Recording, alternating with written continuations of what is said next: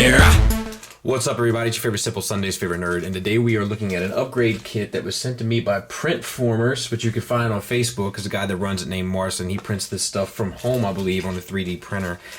And he asked me if I would take a look at this, and I said yeah. And then I had some confusion because I thought it had involved more work than it actually does, but it turns out it's not that bad, or so it seems. I haven't done it yet, but we're going to do it today. And what this fixes, supposedly, is the leg length of MP Hotrod. I didn't even know that was an issue for people.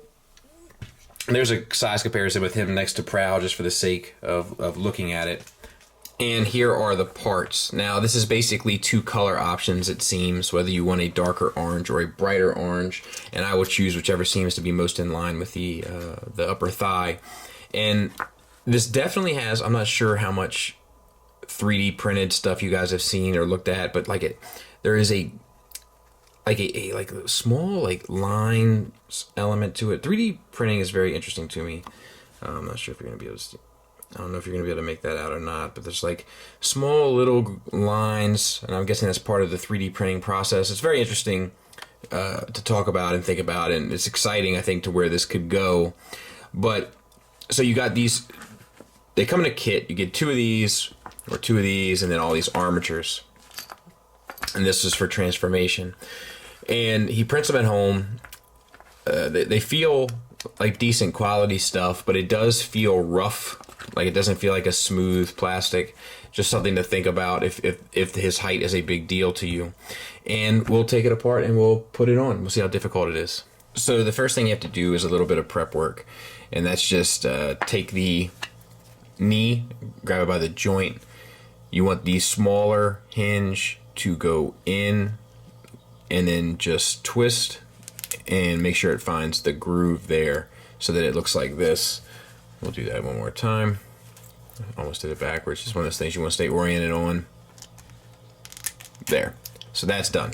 And now we'll put it together. So disassembling it, not really a big deal. I think here I took the thigh off and then just take the calf off of the other piece, which is much easier to do. It just gives you a little bit of room to work once you get the whole leg off. And then for the assembly element of it, it's not as easy, unfortunately. The pegs on the sliding bits that allow the thigh, or the knee rather, to slide up and down into the calf, those pegs, it is a tight fit, and I actually had to file them down in order to do them, to get them to fit. But once you've got them, they'll go in, no problem, and then you just screw it all back together. But it did take a fair amount of effort to file down those, and of course, as I'm trying to put pressure on it, I'm like squishing the top, which is making it fatter, and then allowing it to go in even less. So that was a bit of an ordeal, but after I got that file down and went in smooth as silk, no real issue. And I'll put the other one on off camera, and then we'll get back and talk about it. And there he is. And, it's fine. I will say, the color is not perfect. It's showing up on camera much brighter than in person, but it's definitely not perfect. This can go tighter. I just haven't tightened it all the way. Still transform and everything using that sliding bar mechanism, so you won't have any problems there. I just I don't know. It performs its function if that's what you want. If you think that the problem with Hotrod is that he's too tall. And I will say, I think the proportions do look a bit better with the shorter lower leg. And we'll put him next to Prowl now so you can see the difference. And I'd be lying if I said that I didn't think that looked a bit better. Unfortunately, my main complaint with this figure is the chest area, so there's no upgrade for that. If there was, I'd hop on it. But if this is an issue for you, it's worth taking a look at. So, final thoughts-wise, Look, if the proportions are an issue for you, it fixes it. If they're not an issue for you, no need to think much further about it.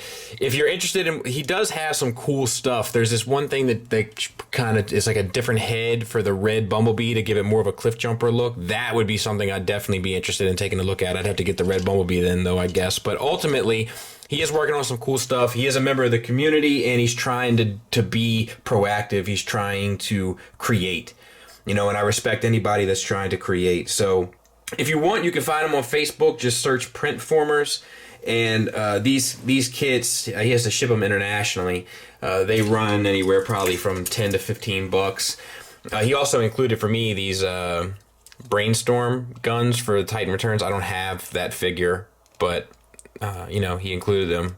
So maybe I'll give these away at some point to a contest winner or something. But he's a good dude. He's a nice guy. He's a pleasure to work with. I had to email him back and forth a few times, and he was a pleasure to speak to. So if the height and proportions are an issue, this will fix it. If not, enjoy what you got, and take a look at Printformers on Facebook. He's got a lot of interesting stuff on there, and some stuff might tickle your fancy. Some stuff did tickle mine. Thanks for listening. Thanks for watching. Until next time, take care.